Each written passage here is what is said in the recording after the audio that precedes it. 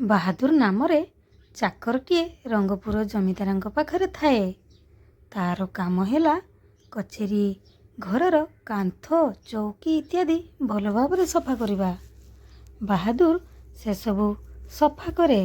ହେଲେ ବାବୁଙ୍କର ରୂପା ପାନବଟାଟି ବେଶୀ ସୁନ୍ଦର କରି ସେ ପରିଷ୍କାର କରେ। ବସି ବସି ତାକୁ ମାଜି ସେ ଚକଚକ କରେ। ଏସବୁ କଥା ଦେଖି ଦେଖି ଦିନେ ମାଲିକ କହିଲେ, ବାହାଦୁର, ଆଜିକାଲି ତୁ ବଡ଼ ଅଳସୁଆ ହେଲୁଣି। କଚେରୀ ଘରର ଆସବାବପତ୍ର ଓ କାନ୍ଥ ଛାତ ଆଦୁ ଭଲ କରି ପରିଷ୍କାର କରୁନାହଁ। ଅଥଚ ପାନବଟାଟି ତ ବଡ଼ ସୁନ୍ଦର ଭାବରେ ପରିଷ୍କାର କରି ରଖିଛୁ। କଥା କ'ଣ?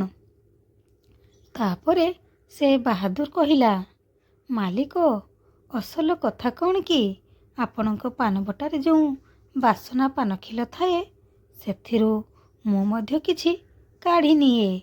ସେଥିପାଇଁ ମୁଁ ସେଇଟିକୁ ଭଲ ଭାବରେ ପରିଷ୍କାର କରିବା ପାଇଁ ମନୋଯୋଗ ସହକାରେ କାମ କରେ। କଚେରୀ ଘର ପରିଷ୍କାର ପାଇଁ ଏତେ ମନୋଯୋଗ ଦେଇ କରିପାରେ ନାହିଁ। ଜମିଦାର ଅସଲ କଥା ବୁଝିବା ପରେ କହିଲେ, ଓ ତେବେ ଏପରି କଥା। ଆଚ୍ଛା, ଏଣିକି ପାନବଟାକୁ ପରିଷ୍କାର କରିବା କାମରୁ ମୁଁ ତୋତେ ମୁକ୍ତି ଦେଲି। ତ ଶ୍ରୋତାବନ୍ଧୁମାନେ, ଆଶା କରୁଛି ଆଜିର ଏହି ଛୋଟ ଗପଟି ଆପଣମାନଙ୍କୁ ନିଶ୍ଚିତ ପସନ୍ଦ ଆସିବ।